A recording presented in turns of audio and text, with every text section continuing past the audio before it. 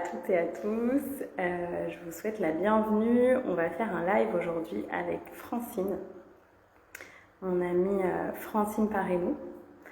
Vous la connaissez sûrement déjà parce que je propose souvent des ateliers en co-création avec Francine. Et je suis super heureuse aujourd'hui qu'on fasse ce live ensemble. On va vous parler un peu plus de notre vision, de nos chemins de vie, du sens de la vie, et aussi de comment certains outils on peut participer particulièrement à notre guérison, dont notamment le chamanisme, les constellations, le yoga, et puis l'astrologie, qui est un outil qu'on utilise beaucoup aussi pour avoir de la conscience sur les processus qu'on vit. Donc j'ai vu que Francine est là, donc je vais l'inviter à nous rejoindre. Voilà.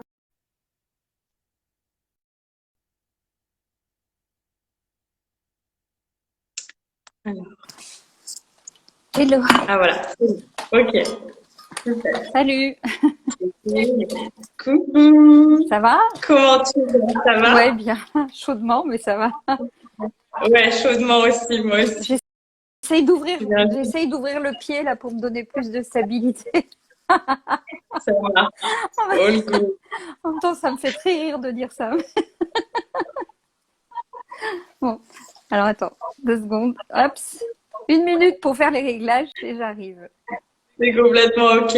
Moi, je vais en profiter pour mettre un peu le titre du live. Je vais mettre Fuego Sagrado, comme ça, les gens comprendront aussi. Pourquoi pas le thème de ce live. On va parler, comme je vous disais, du coup à la fois de nos parcours de vie, des outils qui nous ont aidés à gagner en conscience, en éveil, et puis du coup des outils qu'on vous partage maintenant une fois qu'on a intégré, vécu ces expériences. Donc voilà, donc je suis super contente de recevoir Francine ce soir en live. Et tu as l'air d'être dans une énergie de célébration et de joie, de légèreté, donc trop cool. Ravie de te recevoir. Merci. Ravie d'être là. Est-ce que toi tu m'entends bien? Moi, Au niveau du son? Moi, j'entends parfaitement bien. Donc, Ok, super. Eh ben, on est au top. Eh ben, super. Bah, merci aux personnes qui sont là. Ce qu'on fera, c'est que si ça vous intéresse, on prendra des questions à la fin du live. Vous pouvez les poser dans le chat. Vous êtes les bienvenus au niveau des questions, de toutes les questions que vous pouvez avoir sur nos parcours, sur ce qu'on va partager ce soir. Ouais. Et vous pouvez aussi toujours nous envoyer des questions en message privé si vous écoutez le live en replay. Vous pouvez taguer des gens s'il y a des choses qu'on partage et qui résonnent pour vous. Je sais que Francine et moi, on est vraiment des êtres de connexion. Donc voilà, vraiment, sentez-vous autorisés à poser vos questions, toutes celles qui peuvent vous venir par rapport à ce qu'on va partager, par rapport à ce qui résonne et ce qui va vibrer pour vous. Est-ce que tu veux ajouter quelque chose? Non. Tu m'entends? Non, oui, je t'entends parfaitement, oui. Okay, bah, je te propose de commencer. Moi? Bah oui, toi. Bah toi, commence-toi, oui. Oui, ok, d'accord. Oui, ben moi, alors si vous êtes nouveau et nouvelle, ben sur mon profil, donc moi je m'appelle Anaïs.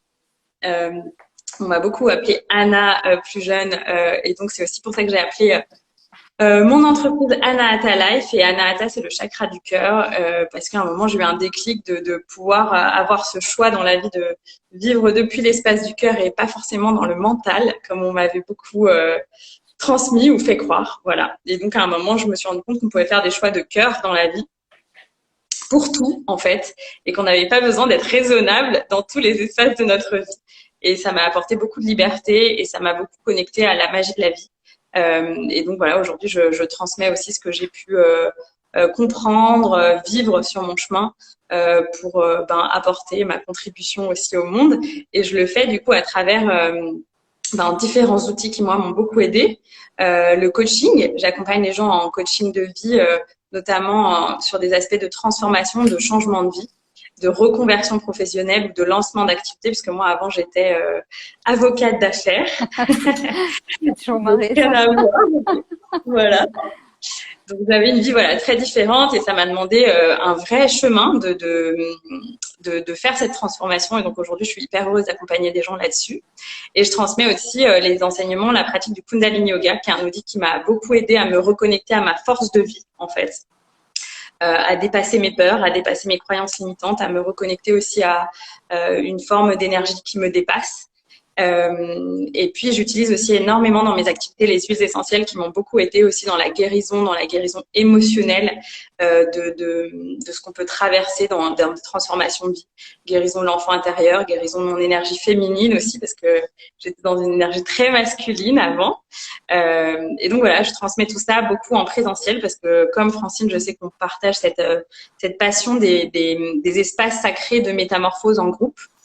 Et donc, j'anime fréquemment des choses avec Francine, des ateliers de constellation familiale où on utilise le Kundalini Yoga et les constellations, des ateliers autour du chamanisme, autour du chant, et puis des retraites où on propose ces différents outils et où on ajoute des outils aussi qui nous parlent beaucoup avec Francine, que sont notamment l'astrologie et le tarot. Que tu maîtrises vraiment d'une belle manière, Francine. Donc, voilà, je suis aussi hyper heureuse de pouvoir proposer ça avec toi.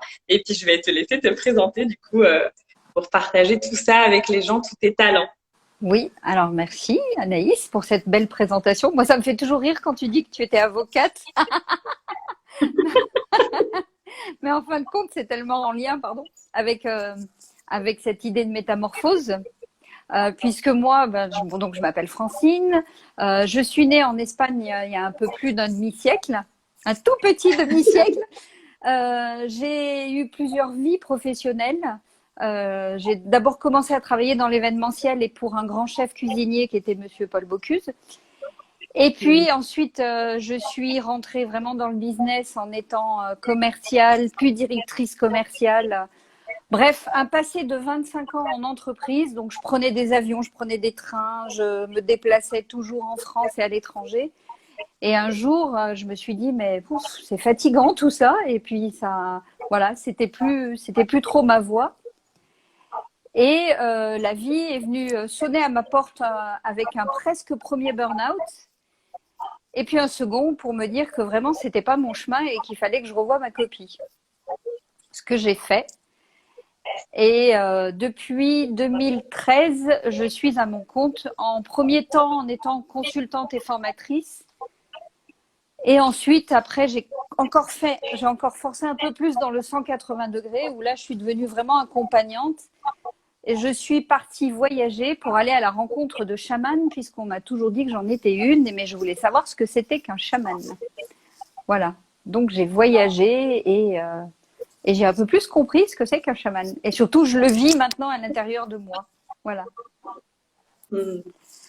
Et puis, tout ça aussi, ça s'est fait en parallèle avec un véritable travail sur moi. Un véritable travail, notamment en commençant, comme la plupart des gens, en allant voir un thérapeute, un psychothérapeute, pour remettre du sens sur ma vie, sur mon histoire, sur tout ce qui était arrivé. Et puis, à un moment donné, j'ai croisé la route des constellations familiales. Les constellations familiales, c'est quoi? C'est un outil de travail sur le transgénérationnel où on vient regarder ce qui s'est passé dans nos familles, dans notre arbre généalogique, et on vient guérir et remettre à sa place tout ce qui ne nous appartient pas, tout ce qui appartient à nos ancêtres et qui nous empêche d'aller vers notre rayonnement, nous, ici, maintenant, dans cette vie-là. Voilà. Donc, j'ai fait... Ouais. Ouais. Vas-y, dis. J'allais dire, moi, il y a quelque chose que j'ai réalisé il y a pas très longtemps, c'est comme si j'ai eu beaucoup de mal à comprendre, moi, pourquoi dans nos parcours, certaines personnes de l'arbre, et pas toutes, étaient amenées à nettoyer pour tout ce qu'il y avait avant. Et j'ai compris que, si on croit en la réincarnation, etc., j'ai compris qu'on est un peu on s'incarne dans cet arbre pour venir comme guérir et réparer les ancêtres. C'est un peu ça, non? Oui. Est-ce que oui. ça te parle? J'allais te dire, c'est le karma, baby. Exactement. Mais quelque part, oui, quoi. Mais oui, tout à fait. On est oui, on vient réparer l'arbre, en fait. Moi, ça apparaît clairement. Hein. J'ai fait un jour un tirage de tarot de mon arbre généalogique. Et ce qui apparaissait, c'était que j'étais vraiment celle qui venait remettre, comment dire, les choses à leur place et guérir tout, enfin, l'arbre des deux côtés, hein, à la fois du côté féminin et du côté masculin. Voilà. Donc, moi, j'ai travaillé avec cet outil pendant 5-6 ans. Et après, j'ai continué ma petite vie. Je suis partie voyager. Je suis allée à la rencontre des chamans.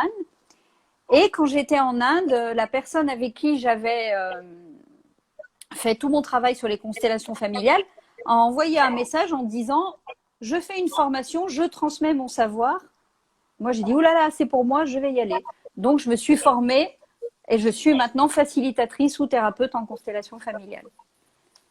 Yes. Voilà. Est-ce que tu veux partager aux gens qu'est-ce qui comment t'es arrivée à cette technique et peut-être après expliquer qu'est-ce que cette technique des constellations? Alors, qu'est-ce qui m'a amenée à cette technique? C'est une grande part d'ombre sur mes racines et sur ma famille, je dirais, biologique, on va dire. Et le besoin de savoir et de mettre du sens et surtout de comprendre pourquoi des choses revenaient, des situations se répétaient sans arrêt dans ma vie. Et du coup, je suis allée consteller une première fois pour mettre de la lumière sur mon arrivée dans ce monde. Et de fil en aiguille, en fait, quand on commence à consteller, on fait rarement une seule constellation. On commence avec une constellation, puis c'est comme une pelote de laine en fait que l'on tire. On tire un fil et on se dit mais tiens, pourquoi ça part par là? Ah puis tiens, puis ça part de ce côté-là aussi. Et en fait, on fait du nettoyage, on remet les choses à leur place, on rend à nos ancêtres ce qui leur appartient. Et par la même occasion, on récupère de l'énergie et on récupère notre vrai chemin de vie. Voilà. Ai-je répondu à ta question? Ouais. Est-ce que tu as des exemples un peu sur les schémas qui revenaient à l'époque dans ta vie et qui t'ont amené vers ça? Et comment tu as entendu parler de ça peut-être la première fois? Moi, j'en ai un qui est récurrent chez moi, qui a été récurrent chez moi, c'était ma relation aux hommes. Ouais, c'était clair.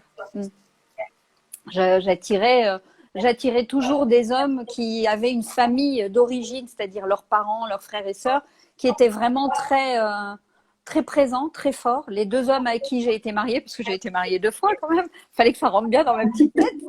Les 2 hommes avec qui j'ai été mariée, il y avait vraiment, comment dire, la famille était vraiment hyper importante pour eux. Et ils avaient quelque part du mal à se détacher de cette famille. Alors que toi, c'était plutôt l'inverse. Alors que moi, oui, moi, je suis plutôt un électron libre. Ma famille, elle est hyper importante. D'ailleurs, elle est plus petite que la leur, bien souvent. Mais moi, j'arrive à vivre. J'ai mon fils, j'ai mon père, j'avais ma mère à l'époque.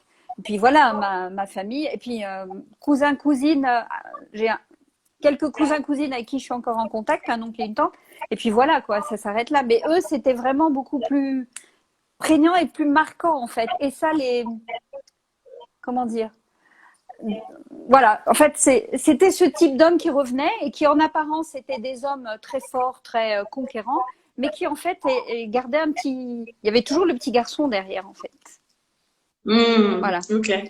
Et grâce aux constellations, j'ai pu remettre de la lumière et voir que ça avait vraiment un lien avec mon père, en fait. Mon père biologique, en fait. Et son histoire et son appartenance à un clan, voilà. Et à partir du moment où tu prends conscience de ça, et quand tu vois arriver les situations, tu te dis, est-ce que j'y vais ou est-ce que j'y vais pas? Et si tu y vas, tu y vas en conscience. Et si tu y vas pas, voilà, c'est autre chose, quoi. Tu entames autre chose. Et d'ailleurs, d'avoir mis de la lumière sur tout ça, ça fait que j'attire à moi maintenant, enfin, les hommes qui rentrent dans ma vie n'ont plus rien à voir avec ceux que je rencontrais auparavant, quoi. Ouais, en fait, les constellations, ça permet d'enlever un voile d'illusion sur des choses sur lesquelles on a difficilement accès. Oui. Toi, en l'occurrence, c'est parce que tu ne connaissais pas tes parents biologiques ni leur histoire. C'est ça. Ouais, tout à fait. Ouais.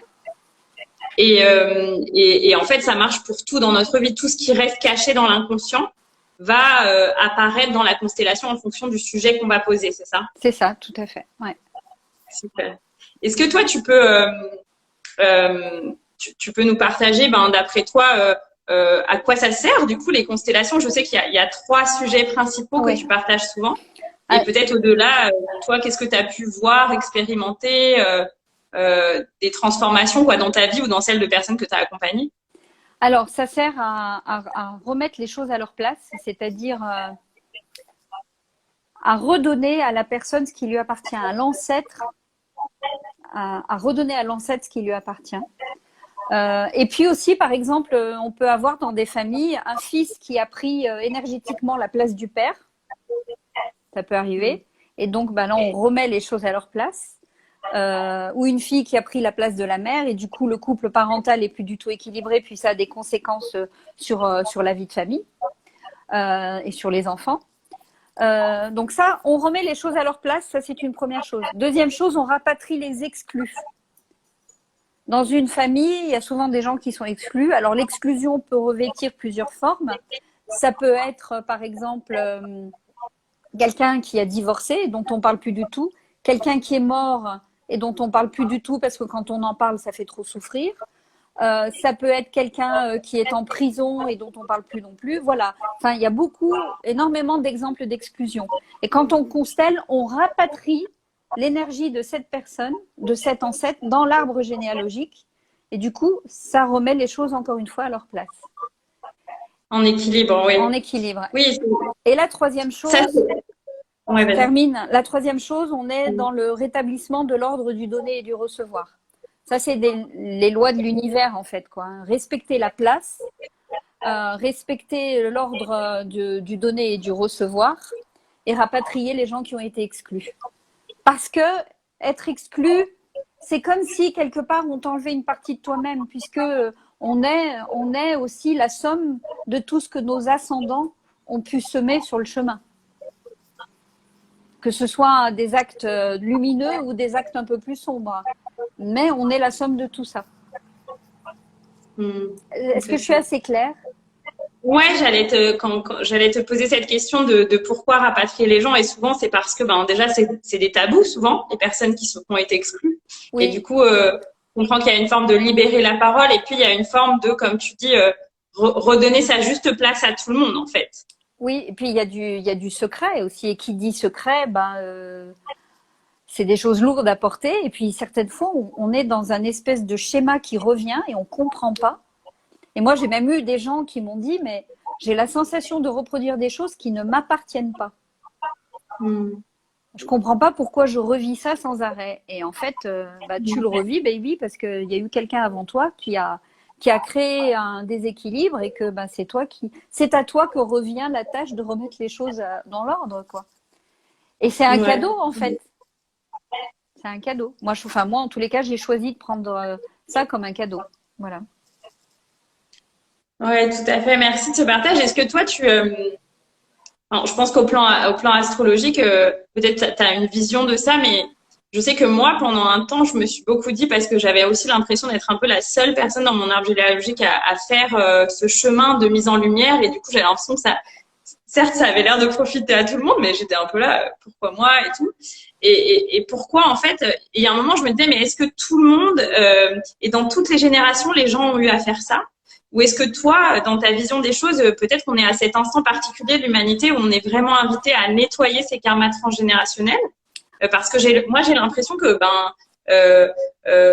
peut-être mes grands-parents, les gens n'avaient pas l'air d'avoir conscience de ça il y a peut-être 2, 3, 4 générations. Est-ce qu'on est à cet instant particulier de l'humanité ou tu as une autre vision? Alors, je pense que déjà le transgénérationnel, ça a commencé à être développé il y a quelques années. Donc, et Bert Hellinger, qui a inventé les constellations familiales, il a dû inventer ça, je pense qu'il y a 20 ou 30 ans à peu près. Donc, ça fait quand même un certain nombre d'années que tout ce travail a émergé. Il y a un livre qui est très très bien, qui s'appelle Aïe mes aïeux, qui est vraiment sur le transgénérationnel, et je vous conseille de le lire parce que vous allez remarquer, il y a vraiment des situations qui sont complètement sidérantes. Par exemple, les hommes d'une même famille qui ont des accidents qui arrivent à la même date, et l'accident blesse la personne au même endroit à la tête.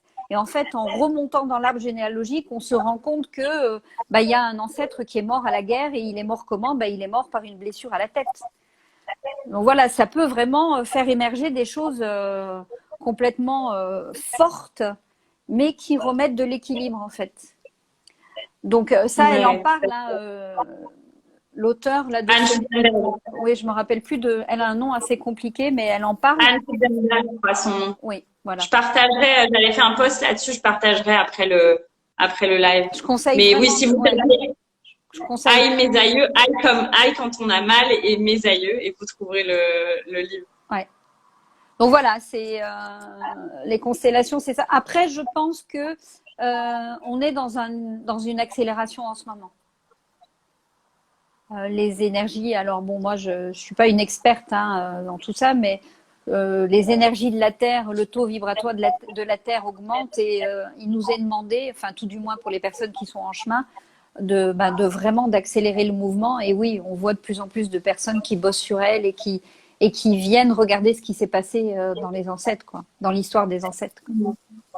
Voilà. Super. Super. Et est-ce que du coup, tu veux nous dire comment ça se passe en fait une constellation? Souvent les gens me disent ouais, j'en ai entendu parler, mais je comprends pas du tout ce que c'est, je comprends pas quoi. Et donc peut-être le premier step, c'est justement de faire un peu cette technique dont parle d'ailleurs la personne dans ce livre à mes aïeux de poser déjà l'arbre. Ouais, c'est le premier step. Comment ça se passe ça du coup, tu poses des questions aux gens Ouais. Je demande, je leur demande vraiment d'abord, avant de venir me voir, c'est un premier rendez-vous qui dure environ 1 heure, et je leur demande, je leur demande vraiment de discuter avec leur famille et avec leur père et leur mère, et puis si possible leurs grands-parents, et même plus s'ils ont des informations, et d'aller à la pêche aux infos sur qu'est-ce qui s'est passé dans la famille, les choses heureuses comme les choses un peu moins heureuses, comme les divorces, comme les fausses couches, les avortements, les viols, et puis les événements heureux également. C'est important d'avoir les deux. Et à partir de ce moment-là, on monte l'arbre généalogique, donc on commence à regarder du côté du père et du côté de la mère. Et là, souvent, déjà, dès ce rendez-vous-là, on voit apparaître des choses qui se répètent.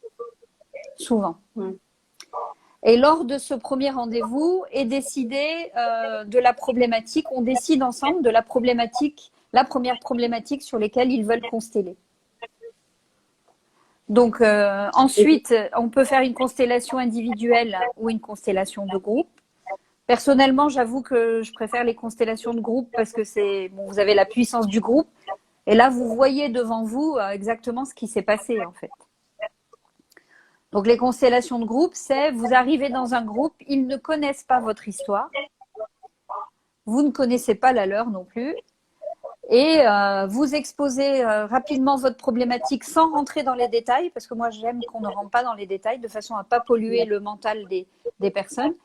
Et ensuite, vous allez aller choisir dans l'assistance des gens qui vont représenter les protagonistes de votre problématique. Si la problématique concerne la famille, généralement, on commence par représenter le père, la mère, le problème, l'origine du problème et vous-même. Donc, vous allez aller choisir dans l'assistance quelqu'un qui va représenter votre père, quelqu'un qui va représenter votre mère, quelqu'un qui va vous représenter, quelqu'un qui va représenter le problème et l'origine du problème. Et là, vous les placez dans la salle et là, vous vous retirez du champ et on regarde ce qui se passe. C'est un peu comme une pièce de théâtre, en fait, si je peux décrire ça comme ça. Et là, se déroulent des choses, c'est-à-dire que les représentants sont pénétrés par l'énergie des personnes qu'ils représentent. Et là, en fait, ils commencent à interagir entre eux ou pas. Et c'est à moi de décoder ce qui se passe et de remettre les choses à leur place, de retrouver l'équilibre. Le décodage, il se passe beaucoup souvent par les sensations. C'est ça, souvent les personnes intègrent l'énergie de la personne qu'ils ont à intégrer, même si c'est une personne qui est défunte. Oui. Et à travers les sensations corporelles, toi, tu arrives à décrypter ce que ça veut dire au plan du subconscient, c'est ça? Tout à fait, ouais. Et puis au plan invisible aussi, parce qu'on travaille avec les énergies de l'invisible. Voilà, on travaille avec le vide qui nous entoure n'est pas vide, il est plein d'informations.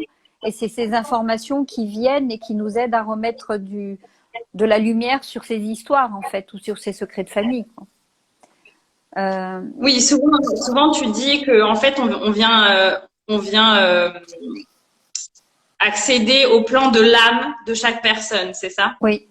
C'est la partie la plus avancée de la personne qui travaille. C'est pour ça que la personne elle-même ne peut pas être dans la constellation. C'est pour ça qu'elle choisit quelqu'un qui vient la représenter. Parce que certaines fois, les situations peuvent être fortes, pour ne pas dire un peu bouleversantes. Donc, il faut qu'il y ait comme un filtre, en fait. Et quand tu parlais d'âme, alors il y a divers types de constellations. Il y a des constellations familiales, on peut consteller sur tout. On peut consteller sur des problématiques de famille. On peut consteller sur un système, c'est-à-dire sur une entreprise qui a du mal à décoller, à trouver des clients. On peut aller voir pourquoi elle a du mal à décoller, à trouver des clients. On peut consteller sur un contexte astrologique aussi. Ça, c'est mon dada en ce moment. On peut consteller sur l'actualité, qu'est-ce qui se passe en ce moment. Enfin, on peut consteller sur plein de choses, sur un animal, sur tout, voilà. Et ensuite, suivant. On peut consteller sur sa relation à l'argent, sa relation à l'amour, à la nos vies réussite, amoureuses. à tout, quoi, en fait, ouais. Et ensuite, suivant comment dire, l'état de maturité du groupe, c'est-à-dire est-ce qu'ils ont déjà participer à des constellations familiales ou pas.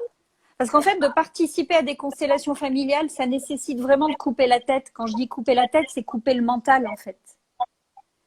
Et c'est accepter de se laisser traverser par une énergie qui n'est pas la sienne.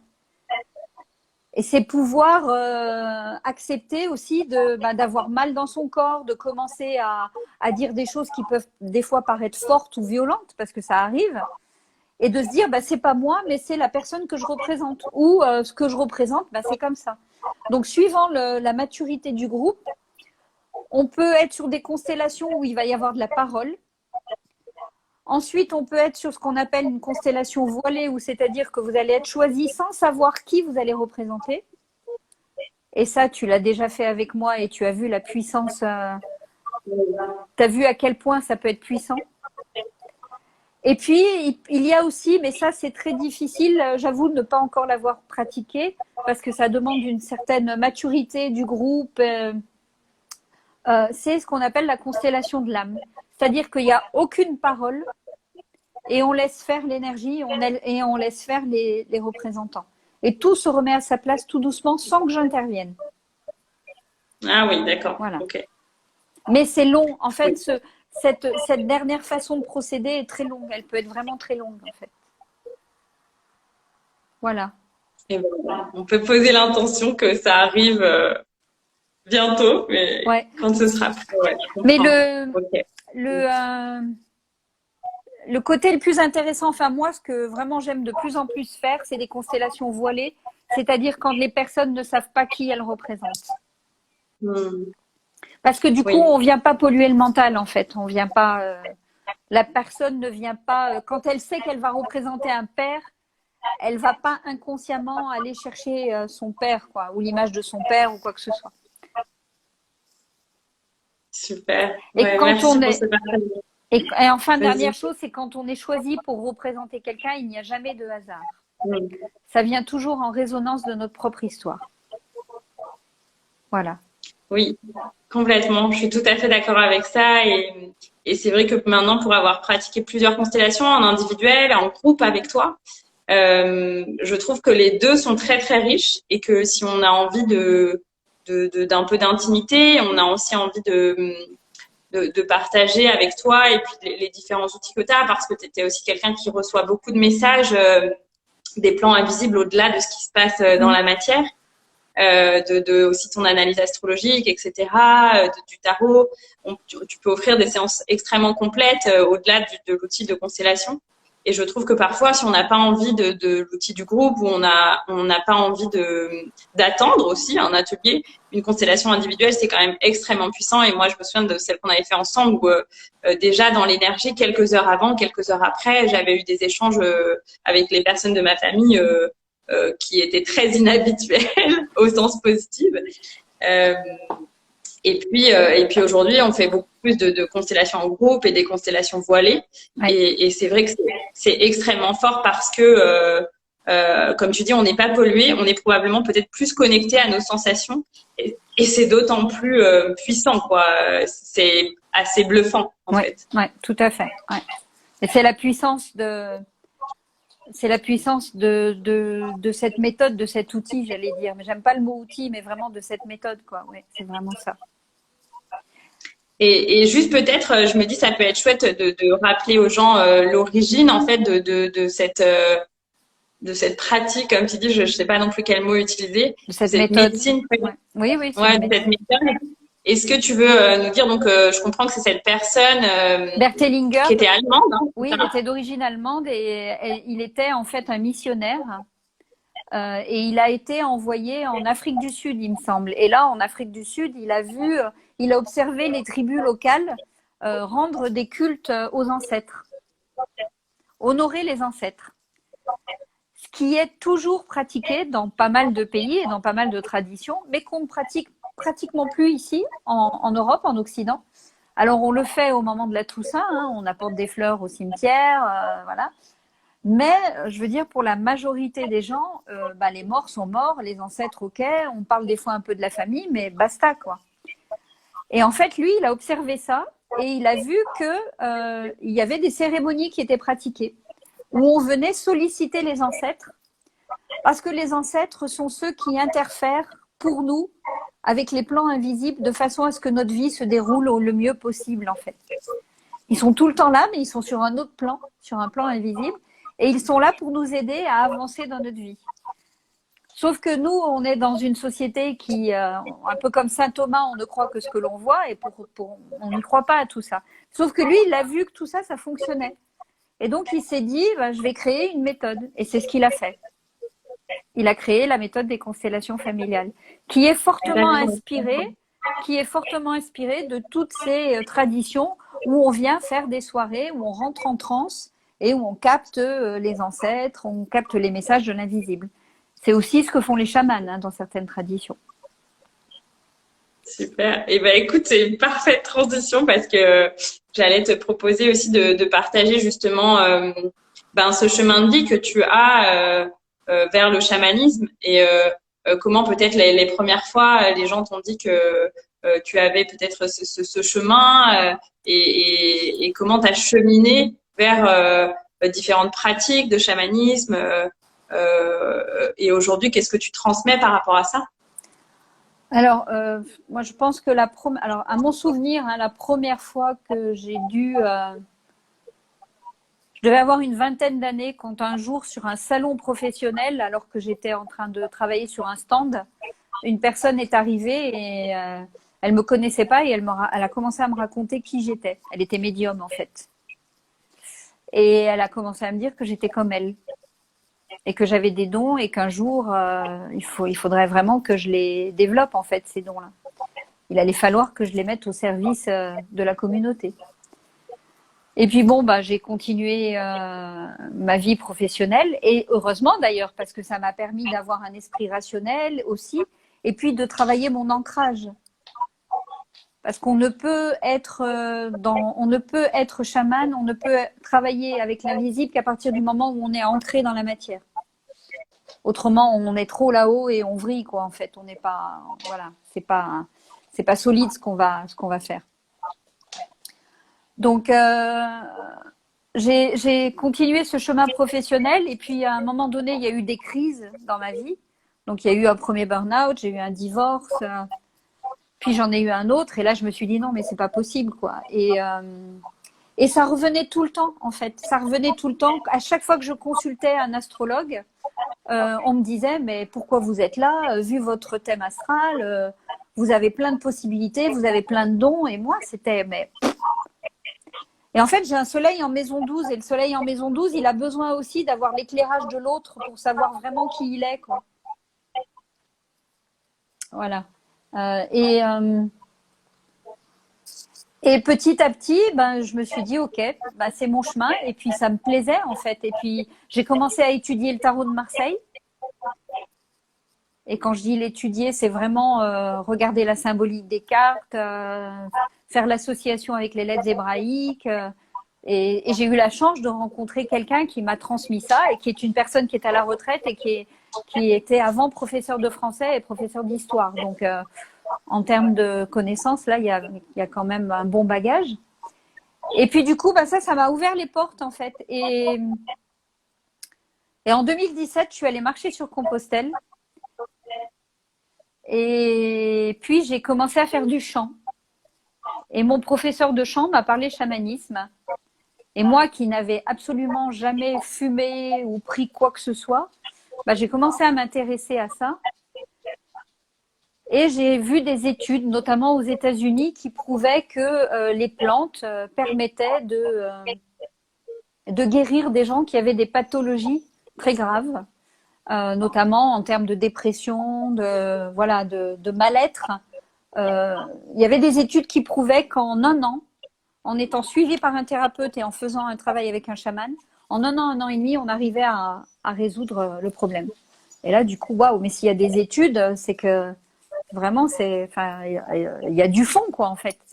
Et donc, du coup, bah, j'ai pris mon sac, je suis partie et j'ai voyagé. Et j'ai d'abord testé ma première cérémonie chamanique était au Portugal, avec quelqu'un d'ailleurs que je remercie parce que avec deux personnes, c'était un couple, là, ils m'ont vraiment mis sur mon chemin. Et ensuite, ben, j'ai travaillé avec des chamans Pardon, j'ai un message, tac, je l'enlève. J'ai travaillé avec des chamans en Argentine, au Pérou, et puis en Suisse, et puis je suis revenue en Europe, et en Europe, j'ai continué ce travail. Et à un moment donné, ce travail, je dirais plus sud-américain avec les plantes, je me suis dit, ok, ça c'est bon. Et j'ai rencontré quelqu'un qui m'a ouvert au chamanisme de Mongolie. Et actuellement, je suis sur cette voie-là. Voilà. Est-ce que tu veux du coup nous partager peut-être la différence entre les différentes sources du chamanisme qui est un peu la médecine ultime en fait. Moi, je comprends que les traditions d'Ayurveda, de médecine chinoise et tout descendent en fait de notre connexion à la nature et que le chamanisme c'est un peu la tradition du soin dont toutes les autres techniques de soins descendent. Aujourd'hui, en tout cas, il y a différentes traditions. Est-ce que tu veux nous partager les différentes traditions que toi tu connais? Ouais, je vais partager sur les deux que je connais, c'est-à-dire celle qui vient d'Amérique du Sud et puis celle qui vient de Mongolie, de Sibérie aussi. Qui est d'ailleurs, le mot chaman est originaire de ce pays-là, hein, de la Sibérie, en fait. En fait, un chaman, c'est quelqu'un qui se laisse traverser par des énergies qui ne sont pas les siennes et qui a la possibilité de voyager dans d'autres espaces. Son âme, en fait, va partir voyager dans d'autres espaces et va revenir ici pour pouvoir guérir ce qui est à guérir. Alors, en Amérique du Sud, on utilise des plantes maîtresses qui vont nous aider à être dans des états de conscience modifiés et qui permettent de guérir. Et on utilise aussi des chants, c'est-à-dire que les plantes, elles vont transmettre des chants en médecine, des Icaros. Et le chaman, en fait, quand on est en séance, il va nous soigner avec les chants et on va avoir des visions. Mais ça, c'est des pratiques qui sont interdites en France. Donc moi, c'est pour ça que je suis allée les faire à l'étranger. Et puis, on a ensuite un autre chamanisme qui est le chamanisme de Mongolie, où lui, on est plus sur de la transe en fait. On va se connecter aux esprits dans un premier temps en jouant de la guimbarde, où on va appeler les esprits. Et puis après, quand on est un chaman vraiment aguerri, alors quand on est avec la guimbarde, on est un chaman à pied. Et quand on est avec le tambour, on est un chaman à cheval. Et c'est ces deux instruments qui vont nous permettre de passer une porte et de rentrer dans le monde des esprits et d'aller y chercher les informations pour effectuer les guérisons. Voilà. Super. Et est-ce que tu as connaissance d'autres chamanismes? Je sais que parfois certaines personnes parlent de chamanisme celte, c'est ça? Oui, j'avoue que je suis pas experte là-dedans, donc je pourrais pas. Non, c'est juste pour donner aux gens les idées des différentes traditions. Est-ce que tu as connaissance de chamanisme aussi? Je sais pas. Est-ce que certaines traditions... Aux Philippines, il y a des guérisseurs philippins. Mais de toute façon, quand on étudie l'histoire de l'humanité, ça a toujours existé. Et on se rend compte que dans les grottes, les peintures, on voit souvent des gens qui dansent autour d'un feu. Et en fait, c'est souvent des représentations du chaman. Et généralement, à l'origine, les chamans, c'était les femmes. À l'origine, c'était les femmes qui rentraient en transe et qui devenaient des oracles et qui rentraient par l'intermédiaire du tambour dans cette transe et dans ces états modifiés de conscience. Voilà. Super, merci. De rien. Et nous, dans l'imaginaire collectif, on a plutôt l'image d'un homme. C'est aussi peut-être les héritages de l'ère du poisson, qui était une ère très masculine, etc., tu dirais? Oui, mais en fait, ça peut être qu'on soit homme ou femme, on a tous cette capacité en nous. Après, est-ce qu'on fait le choix de la développer ou pas? Et surtout, est-ce que c'est notre vocation? Parce que généralement, les chamans, c'est vraiment une histoire de famille, quoi. C'est vraiment, on hérite ça de nos ancêtres. Encore une fois, on revient aux ancêtres. Et quand on est choisi pour être chaman, en Mongolie, on vous dit, t'as pas le choix, quoi.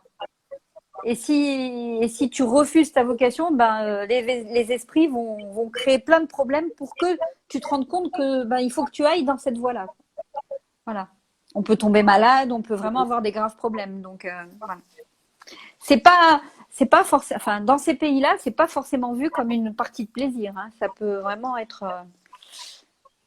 Quand on vous dit t'es chaman. On n'est pas forcément très heureux là-bas, quoi. Hein. Parce que c'est un sacerdoce et c'est un chemin, c'est un chemin qui peut s'avérer difficile, où il faut garder de l'humilité. Et toi, comment tu le vis, ça? Du coup, c'est quelque chose, du coup, que tu as mis un peu de temps à accepter parce que tu étais dans ce monde des affaires, etc. Mais il y a un moment, tu t'es senti en paix avec ce chemin-là, ou il y a quelque chose qui s'est passé où tu t'es dit, est-ce que tu as eu un déclic à un moment où tu t'es dit, ah ok, c'est vraiment ça mon chemin? Je l'ai eu le déclic parce que quand déjà moi ça passe par mon corps en fait. Quand on rentre en transe ou quand on est dans ces états modifiés de conscience, c'est par le corps, c'est le corps qui s'exprime. Et quand j'ai des gens qui viennent me voir et que j'ai des sensations corporelles, au début ça m'a interpellée, je me demandais ce qui m'arrivait, je me demandais si j'avais pas un problème de santé. Et tout de suite après, quand j'ai été enseignée par des chamans, oui, je me suis dit non, mais là, ok, je comprends maintenant pourquoi il y a ça et ça, quoi. Mais oui, au début, je me disais, mais tu deviens folle, il y a un truc, c'est quoi, qu'est-ce qui t'arrive, pourquoi tu penses à ça? On a comme un espèce de, ouais, on se dit on n'est pas bien, quoi. Limite, on est schizophrène en fait, mais non, en fait, pas du tout. Le corps s'exprime et il faut lui faire confiance, il faut l'écouter, quoi. Puis ça peut passer par les rêves, ça peut passer par ça peut prendre plein de voies. Il peut y avoir aussi une manifestation extérieure avec des synchronicités, avec les animaux, la nature. Et les chamans, de toute façon, sont des gens qui sont très fortement connectés et liés à la nature. Voilà. Et j'insiste aussi sur un point qui est très important, c'est que pour les chamans mongols notamment, taper sur des tambours, c'est loin d'être anodin. C'est eux, quand ils nous voient faire ça en Europe, ils nous disent qu'on est fou. Parce qu'en fait, quand tu tapes sur un tambour, tu réveilles les esprits, tu les appelles. Donc tu peux appeler du bon comme tu peux appeler du moins bon. Donc il faut être capable de gérer ça. Donc quand on travaille avec ces énergies-là, c'est pas anodin du tout, quoi, en fait. Oui, c'est très très puissant. Oui, tout à fait. Et aussi pour les personnes présentes. Il y a des personnes qui peuvent partir en transe très facilement et il faut être en capacité de gérer ça. Oui, on connaît quelqu'un toutes les deux qui est un peu spécialiste de ça. Mais oui, tout à fait. Oui. Et puis, il y a des moments où on peut autoriser cette transe et il y a des moments où non, quoi, en fait. Et puis, il faut savoir la cadrer et la contrôler, quoi. Super. Et comment tu définirais, toi, le chamanisme? Pour toi, qu'est-ce que c'est le chamanisme? Le chamanisme, pour moi, le chaman, c'est vraiment celui qui est désigné dans la communauté pour venir aider et guérir la communauté. Guérir, non pas dans le sens prendre des médicaments, quoique avant, c'était avec les plantes. Hein. Généralement, il y a toujours une forte connaissance des plantes. Mais guérir, c'est plutôt à un niveau spirituel, en fait. À un niveau énergétique et spirituel. Et puis, les chamans, c'était aussi avant, et même encore dans certains endroits du monde, de la planète, c'est ceux qui vont aider à trouver le gibier, c'est ceux qui vont aider à développer les cultures, voilà. Leur côté parce qu'ils peuvent aussi apporter des prophéties.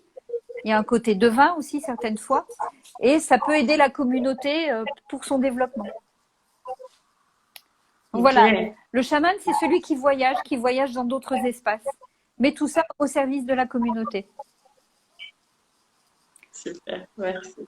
Et du coup, ça me permet de faire la transition parce que la question qui me vient, c'est, je sais que toi, tu as une affection et une connaissance profonde des astres, de l'astrologie. Est-ce que ce chemin du chamanisme, c'est quelque chose qu'on peut voir dans des cartes du ciel Oui. Et si oui, comment? Oui, on peut le voir. Alors, on peut le voir avec la position de Chiron. On peut le voir avec plein d'aspects dans le ciel, en fait. Hein, on peut le voir aussi avec la maison 12. On peut le voir...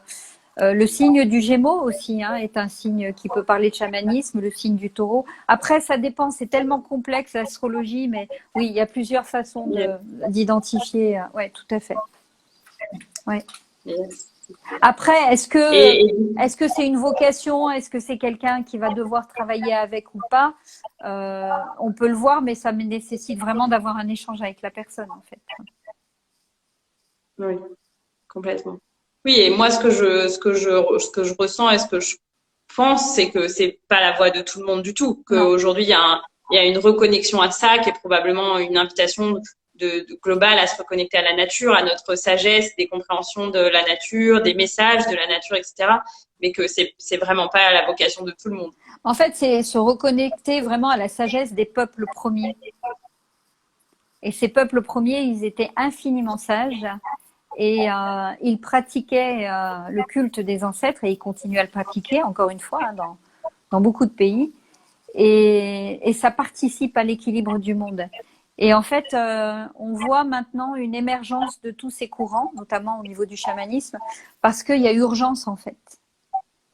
Et il nous est demandé de vraiment accélérer parce qu'il y a urgence et que la terre-mère, elle est en souffrance.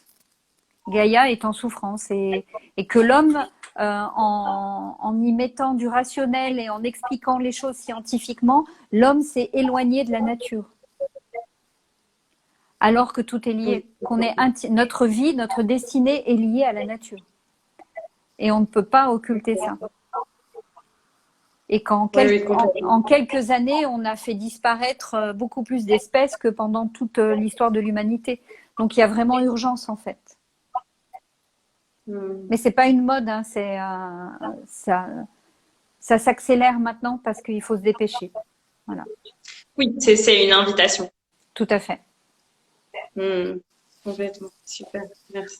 Et c'est aussi peut-être pour ça que des pratiques et des traditions qui ont été plus ou moins cachées ou qui sont restées un peu dans l'ombre commencent à sortir parce que là, il faut accélérer le processus en fait. Oui, la vie nous soutient en fait Tout à fait. Ouais. Pour nous aider à grandir en conscience un peu plus rapidement. Oui, tout à fait. Super. Et du coup, ça me permet de faire la transition sur ce qu'on peut proposer et inviter justement les gens à venir partager. C'est toutes ces techniques en fait de constellation, de chamanisme et d'astrologie qu'on propose dans la retraite qu'on a créée ensemble qui s'appelle Fuego Sagrado. Le feu sacré. Il reste quelques places. Oui. Voilà. Oui, ça veut dire feu sacré en espagnol, Fuego Sagrado. Et peut-être qu'on peut partager toutes les deux notre vision de pourquoi on invite les gens autour de ce feu sacré ensemble. Alors, le feu sacré, pour moi, on en a discuté, pour moi, le feu sacré, c'est vraiment ranimer cette énergie divine qui nous habite, cette énergie de vie, en fait, qui nous habite. Et on le fait en pratiquant déjà pourquoi on pratique le Kundalini, Anaïs? Quel est l'intérêt de mêler le Kundalini yoga aux constellations familiales, à l'astrologie, à tout ça? Tu vas nous le dire. Ouais, il y aurait beaucoup de choses à dire.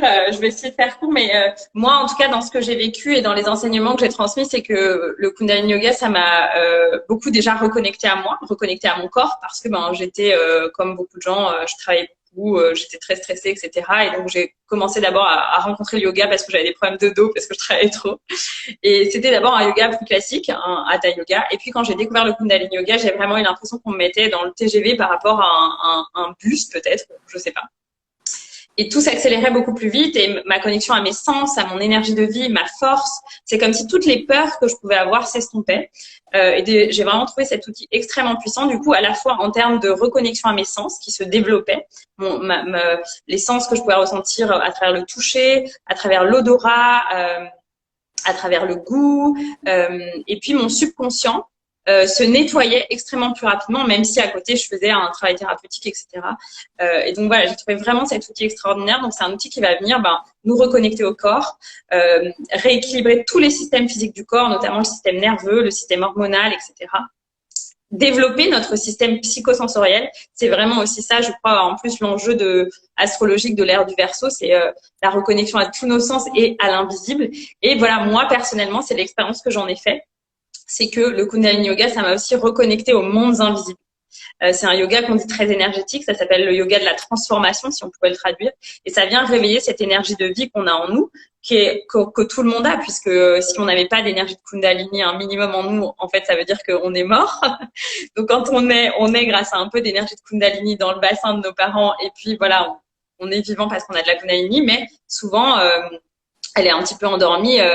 Souvent, on dit que à peu près, la majorité des gens ont 5% de leur énergie de Kundalini éveillée, à peu près comme ce qu'on utilise de notre cerveau. Et donc, quand la vie, la vibration de la Terre, et puis la façon dont on va pouvoir se connecter à travers le corps, c'est aussi le Kundalini Yoga, un yoga qu'on dit le yoga des angles, parce qu'on vient faire beaucoup de pratiques à 60 degrés, 90 degrés, 10 degrés, parce qu'on vient justement placer nos méridiens dans le corps en fonction de certains axes dans le ciel, en fonction des axes de certaines planètes. Chaque doigt, chaque organe est relié à une planète. Donc, en Kundalini Yoga, on va venir activer les énergies des planètes aussi en nous, en pratiquant ces postures, ces mudras, etc.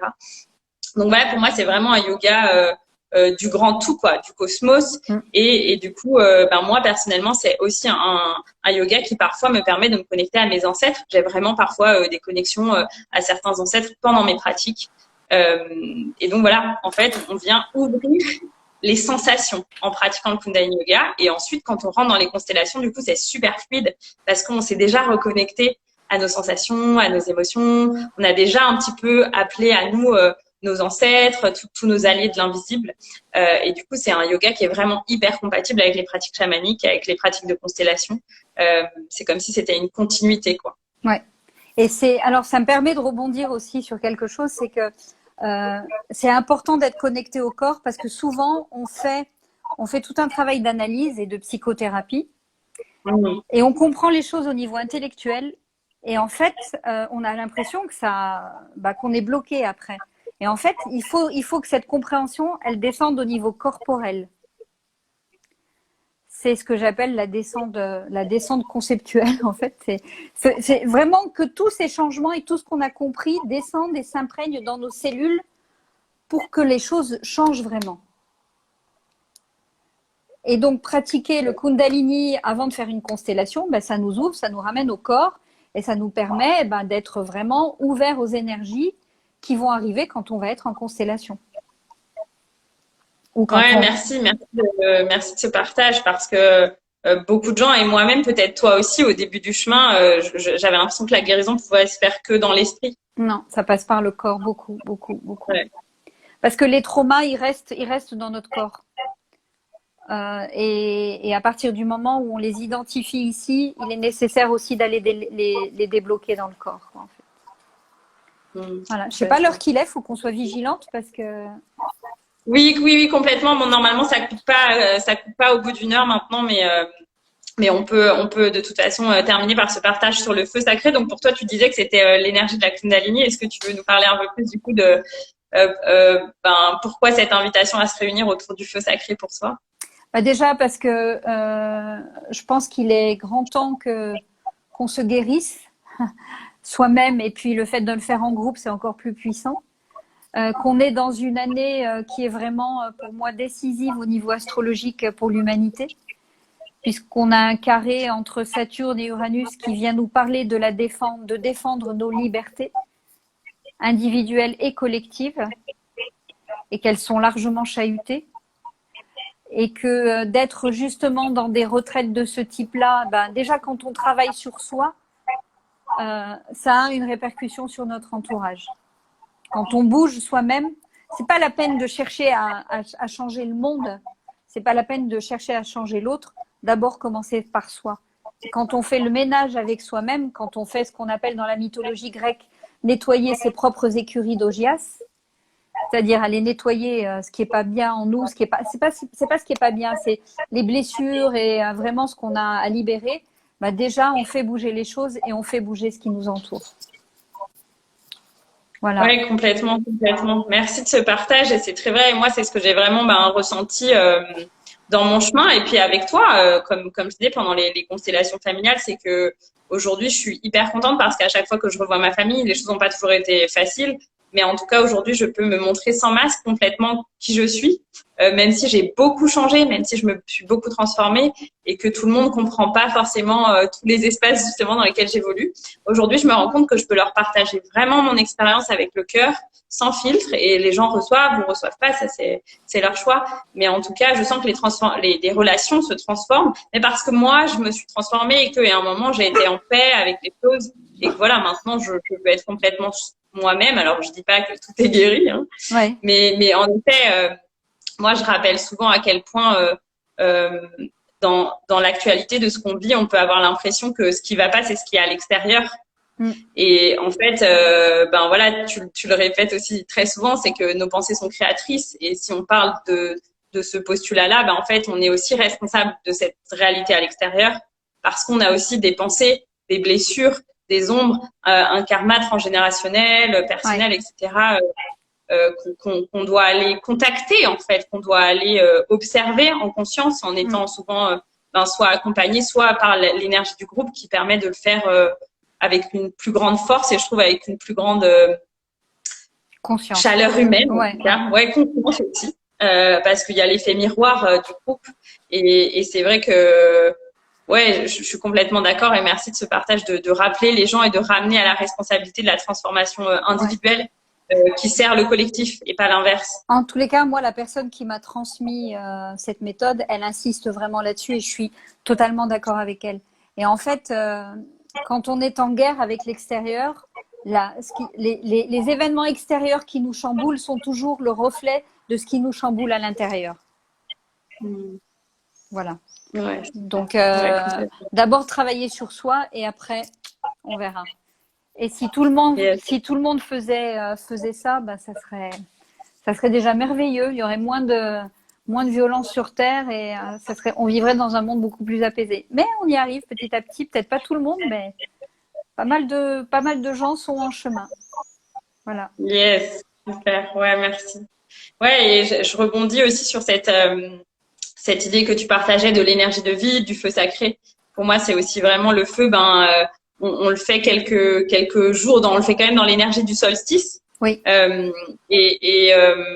le feu, c'est l'énergie shivaïque, c'est la destruction et la création.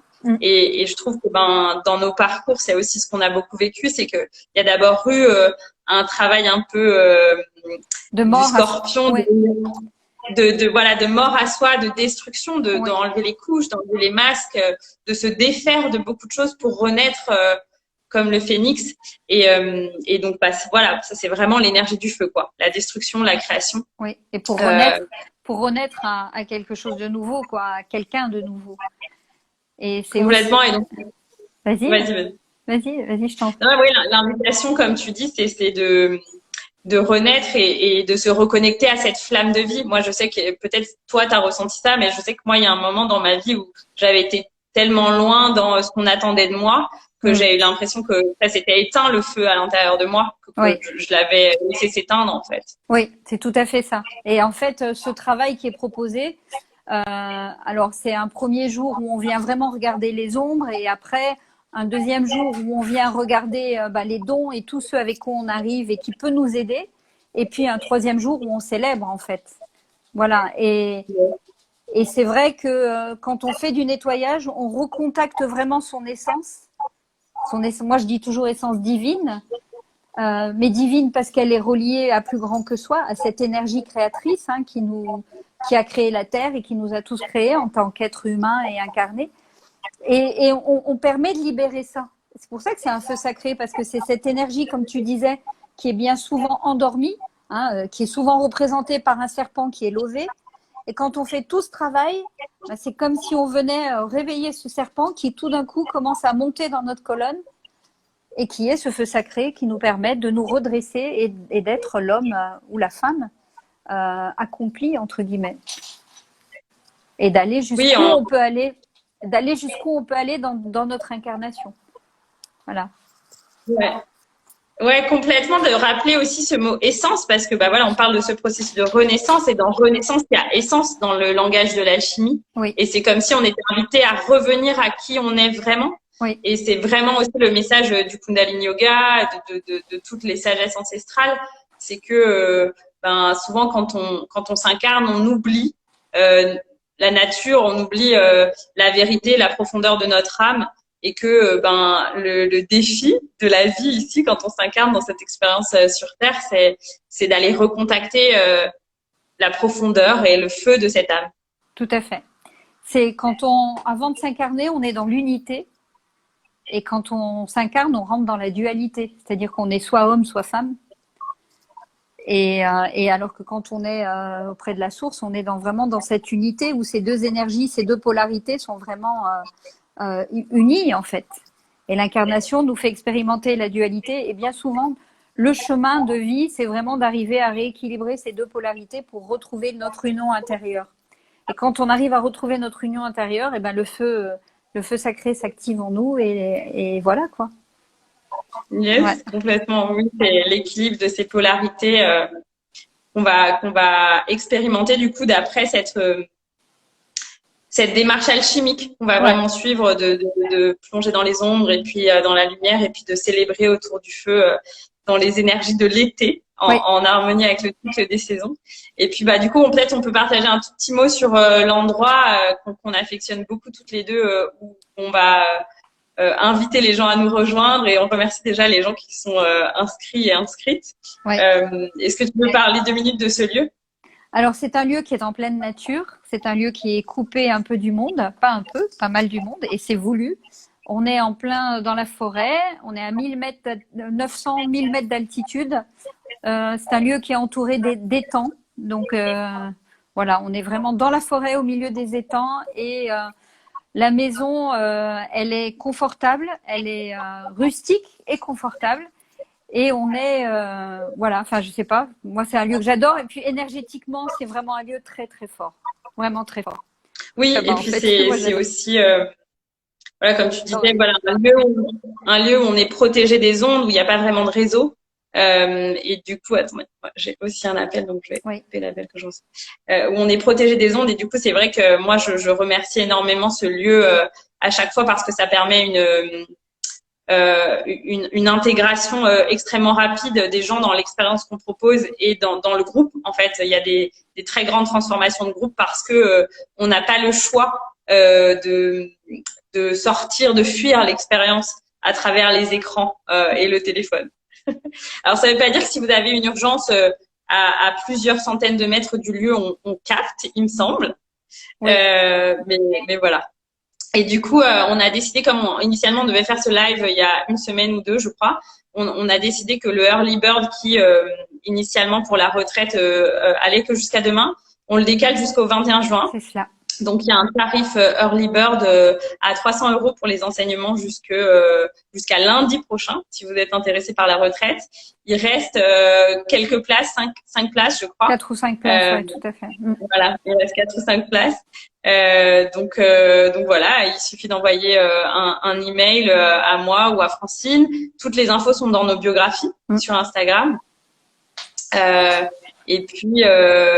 Et puis voilà, du coup, si vous avez des questions, vous pouvez nous appeler. On intégrera aussi beaucoup l'actualité astrologique de chacun et chacune, puisque Francine procédera à une analyse de votre ciel de naissance avant la retraite pour avoir en lumière les enjeux personnels de chacun, au-delà des enjeux transpersonnels, comme tu partageais, de l'actualité astrologique de cette année pour tout le monde. Et puis, les journées sont des journées assez classiques de retraite, même si très intenses. On fera du yoga le matin, il y aura le déjeuner et puis ensuite soit des pratiques chamaniques ou des constellations et puis des cercles de partage, des cercles de chant, voilà, des exercices de coaching de groupe pour aussi justement mettre en lumière nos dons, nos ressources, comme tu disais, Francine. Je sais pas si tu penses à autre chose à ajouter. Non, mais t'as fait le tour. Oui, tout à fait. Et puis on profite de la nature aussi à certains moments. Donc voilà, il y aura des moments bien sûr dans la nature pour profiter de ce lieu qui est vraiment sauvage, quoi. Oui, tout à fait. Qui est sauvage et qui est très ressourçant. Mais vraiment, très, très ressourçant. Voilà. Complètement. Et je sais pas si tu veux donner un mot de la fin. Le mot de la fin, qu'est-ce que je pourrais dire? J'en perds les mots justement. Le mot de la fin, c'est justement, c'est mettre des mots sur nos mots pour retrouver notre feu sacré. Et quand on met des mots sur les mots, on guérit. Et du coup, on peut vraiment briller et rayonner et puis être heureux. Parce qu'on est là pour être heureux et pour expérimenter l'amour. Et l'amour, c'est déjà l'amour de soi. Voilà. Tout à fait. Je suis tout à fait d'accord avec ça. La fondation. Et puis, bien sûr, tout ça, ça se pratiquera. Je sais que toi et moi, on vibre vraiment cela dans des énergies bienveillantes, de joie, ouais. de légèreté, parce que c'est quand même important de permettre des espaces où on fait des choses sérieuses sans se prendre au sérieux. C'est ça, très sérieusement, mais avec beaucoup de joie et d'humour. Et de bienveillance, être capable aussi de recevoir et d'envelopper les personnes qui en ont besoin. Et certaines fois aussi, de les laisser traverser ce qu'elles ont à traverser toutes seules. Parce que c'est essentiel. Oui, et pour ça, je te remercie vraiment, je te le dis vraiment souvent. Et moi, c'est ce que j'aime chez toi. Voilà, après, ça résonne peut-être pas pour tout le monde. Tout le monde n'a pas besoin de ça, mais moi, j'aime beaucoup ce que tu transmets. Et je crois peut-être qu'on le transmet toutes les deux. C'est une énergie aussi vraiment de mère divine, vraiment d'un amour bienveillant. Inconditionnel. Ouais. En tout cas, du mieux qu'on peut. Donc voilà. Maman éléphant, ouais. Ouais, je te remercie pour ça parce que moi, c'est vraiment très précieux. C'est vraiment aujourd'hui ce que je recherche, des espaces de douceur, de bienveillance, de compassion, d'une empathie incroyable. Et je trouve que tu as vraiment ça en toi. Merci une grande capacité à comprendre les blessures de l'autre. C'est très riche. Peut-être parce que j'ai traversé les miennes. Et qu'elles ont été multiples, voilà. et qu'elles me donnent une compréhension, ouais, sans doute. Merci en tous les cas. Mais je te renvoie l'appareil, oui, tout à fait. Voilà. Merci. Et puis on le fait avec le sourire, donc c'est important. Ouais, complètement. Merci, je vois qu'il y a quelqu'un qui dit merci pour ce beau live. Merci à toutes les personnes qui sont connectées. On n'a pas pu dire coucou à tout le monde, mais merci à toutes les personnes qui sont connectées. Oui. Qu'on vous connaisse un petit peu, pas encore, bientôt, qu'on se connaît depuis d'autres espaces. Et puis si vous pouvez pas venir à cette retraite, ce sera au plaisir de vous rencontrer dans un autre cadre. Il y a Céline qui dit j'ai hâte de partager ce 3 jours avec vous. Nous aussi. Merci à toutes les personnes vraiment qui se sont inscrites, qui vont s'inscrire. C'est toujours pour nous un grand honneur aussi de recevoir votre confiance et votre temps. Dépêchez-vous parce que les inscriptions là, ça a mis le turbo. Hein. On a reçu 3 ou 4 inscriptions aujourd'hui, donc ouais, c'est le moment de vous inscrire si vous voulez être de la. Ça se remplit vite. Merci. Ouais, et puis voilà. Ouais, avec Francine, on travaille plutôt avec des groupes à taille vraiment humaine et c'est aussi important pour nous. Donc voilà, au plaisir de vous voir dans ces espaces. Vous pouvez aussi contacter Francine pour des séances de constellation familiale plutôt en présentiel. Tu proposes aussi, Francine, des séances en astrologie. Ouais, et du tarot aussi. Astro et tarot coaching aussi. Donc voilà. Ça peut... Yes, voilà. Super. Cool. Et puis moi, au plaisir de vous voir, soit autour d'un atelier, du Kundalini, d'un coaching pour amener du changement dans votre vie, ou grandir ensemble. Puis avec le son aussi, les soins au diapason, enfin tu fais plein de choses, Anaïs, il faut… Exactement, les soins au diapason, le rebosso, la guérison aussi par le corps, parce que comme on vous disait, c'est important pour nous c'est indissociable. Exactement. Trop cool. J'ai été ravie de passer ce moment avec toi. Merci beaucoup. Et puis voilà, on vous dit tous au plaisir. écrivez-nous avec joie si vous avez des questions aussi sur nos parcours, si vous avez des conseils à demander à Francine ou à moi. Ce sera avec une grande joie. Et puis, on vous souhaite une bonne semaine et un beau solstice qui va arriver. Oui, qui arrive à grands pas. Et il y aura la pleine lune derrière, hein, donc ça va booster. Yes, exactement. Merci à tous et à toutes. Merci, bye bye. Chaito, bye. Chaito.